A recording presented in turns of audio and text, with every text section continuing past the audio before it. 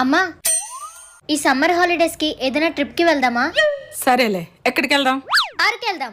అరకెందుకే, తిరుపతి వెళ్దాం. అరకులో అయితే కొండలుంటాయి, చల్లగా కూడా ఉంటుంది.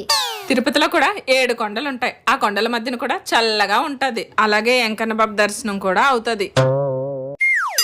అమ్మా, కేరళ వెళ్దామా? బోల్డ్ చెరువులు ఉంటాయి, బోట్ షికార్ కూడా చేయొచ్చు. అలా అయితే భద్రాచలమే వెళ్దాం. పెద్ద నది ఉంటది, బోట్ షికార్ ఉంటది, ఆ సీతారాముల దర్శనం కూడా అవుతది. అమ్మా, కొడైకెనాల్ వెళ్దాం. గునా కేవ్స్, అదే మంజుమల్ బాయ్స్.